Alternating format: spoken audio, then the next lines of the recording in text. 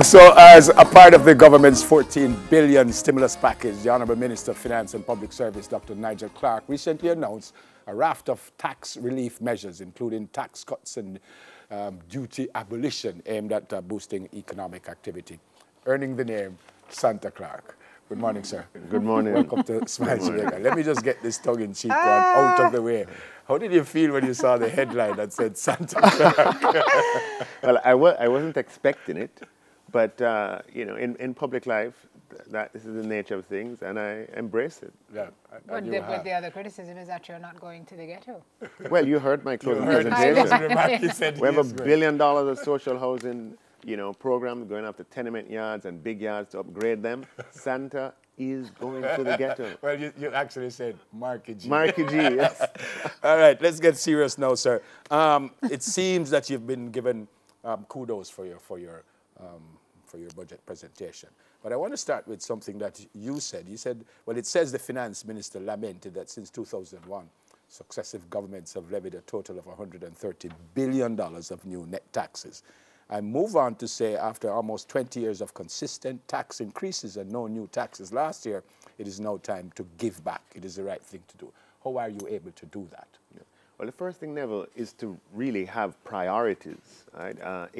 It's very easy in government to be completely overwhelmed and just to continue doing what you've always done.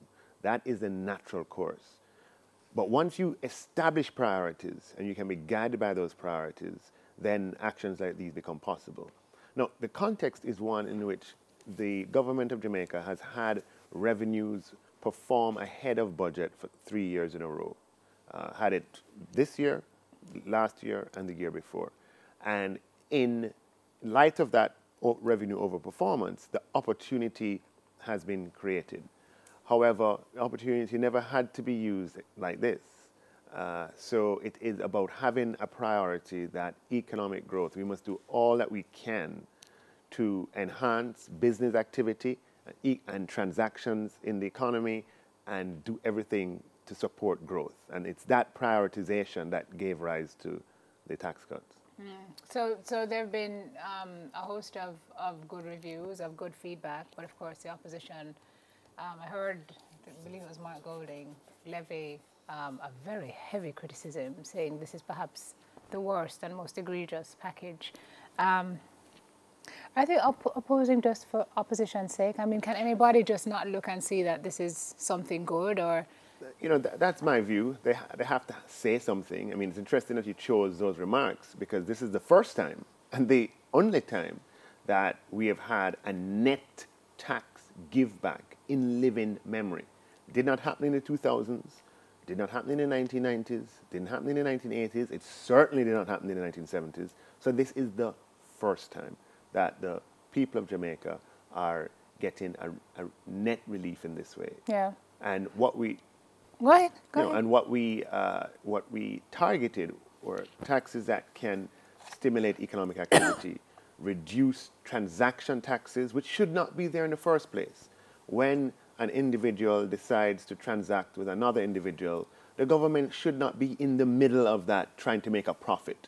It's one thing to charge for the cost of the service being delivered, but for the government to stand in the way of two people trying to transact and say, give me a piece of that, is not a way to stimulate the economy. And certainly levying taxes on businesses that are starting out.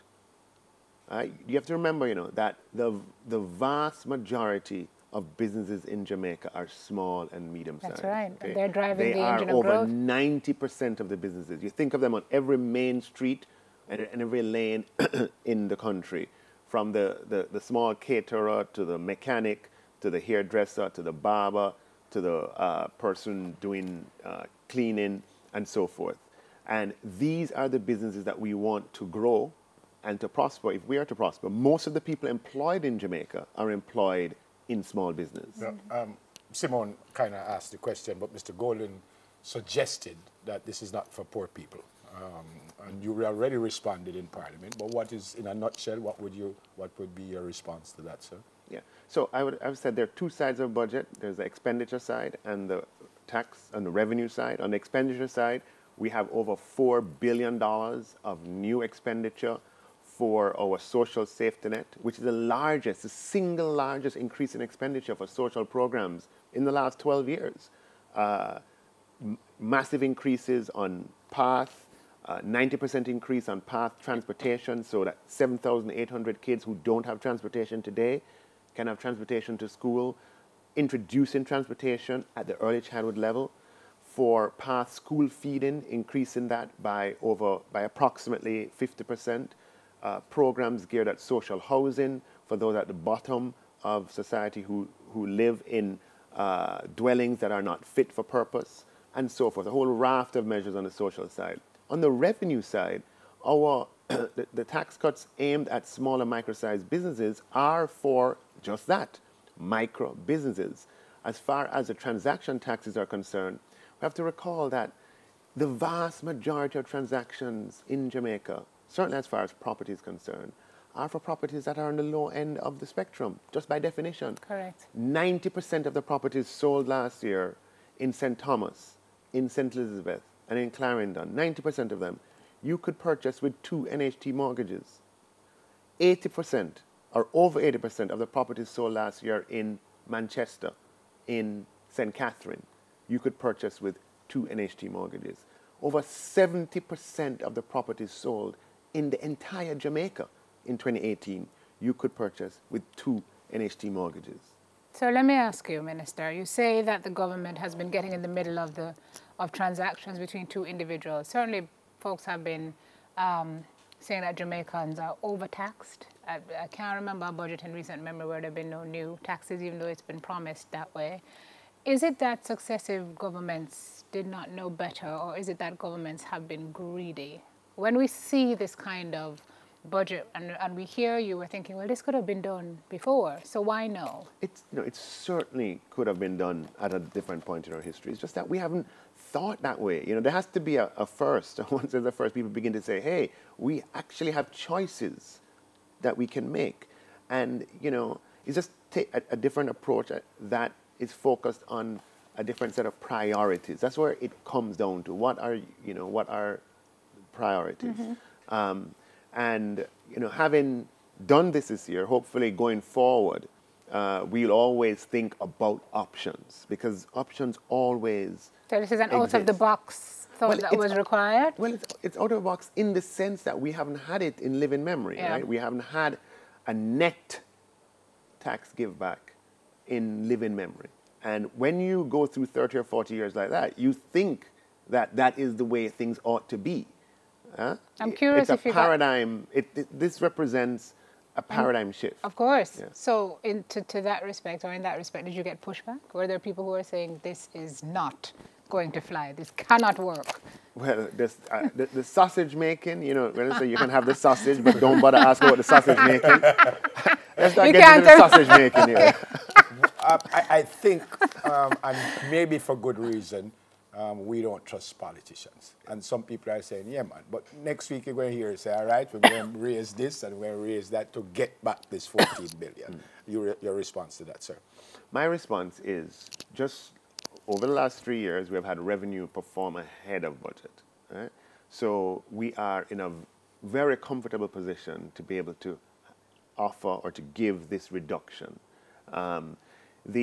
When you say people don't trust politicians, one of the great things that we have in Jamaica is a vibrant and a robust democracy where you have to go to every single man, every single woman, in every single lane, in every single hillside, beside every river, right?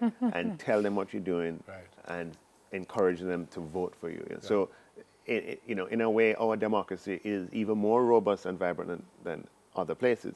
With respect to the sustainability of this, let us say we are in an IMF program, aren't we? Yep. You heard the fund come out the day after my budget on the 8th of March, applauding right, the tax cuts, and I expect the executive board of the fund, who are independent of Jamaica, to review Jamaica's performance up until, which includes the budget, and you'll hear those independent voices saying that this is the right thing to do, this is what Jamaica absolutely should be doing, and this is very sustainable. Yeah, I know we run our own business, but did you have to have a chat with the IMF before you did this to say this is why we're doing sausage it? Making. What is it about the sausage making?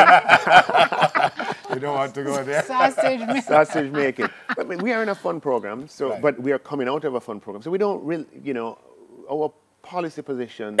We don't want to necessarily invoke the IMF at each point because we are, we're independent and we're doing we're doing what we should do for Jamaica. Yeah. However, we're in a fund program, and so they were aware of what we were planning to do, and they give their full endorsement. Your thoughts as to where we'll be in a year after we run this budget runs its course? Where do you think we'll be? Why? I think we're going to have vastly increased economic activity and business activity. I think that things that people would have shelved or put off and said, let me wait, they're going to realize now with interest rates at record lows, with the provisions in the budget for SMEs, with the SME financing that's available for micro businesses, small businesses, medium-sized businesses, and with these tax cuts, we're going to see a level of vibrancy that didn't exist before, where people feel more encouraged and confident to go out and to take risk, to hire that extra person, which is exactly what we want. Yes, I heard a tax expert say that's where the meat really lies, is it in the trickle down when businesses start to employ. You don't like trickle down? No, but that's a very inappropriate phrase. Trickle down refers to reducing taxes for certain groups. That's what that means. Right. You can Google that term. Trickle down refers Google it. to... Google trickle down and you'll see what it means. It means that you have taxes that are applied across society to groups, and for this group of people, you reduce. Okay. That's what that means. Okay. What this government has done is exactly the opposite. This government has increased taxes on people who earn more than 6 million, right? This government has increased the rate of property taxes for the highest properties. When it comes to transaction taxes, we've reduced transaction taxes for everybody. Mass. The definition of that is, a definition of going from the bottom and allowing small businesses to, as I said in my budget speech, bubble up. I like how Minister look at you when he say over 6 million. He point his hand over you. No? Okay. I need to talk to Mr. TVJ for you. You can employ me. I can talk to him on your behalf. How much are you giving us back next budget, sir? Oh, you reached Wait, how you reached me so quick? Good to April see you, 1st, they haven't come yet.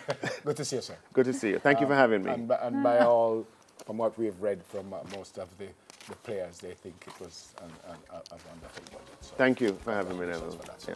The Honourable Minister of Finance and Public Service, Dr. Nigel Clark. social media and depression. We make the link right after this break.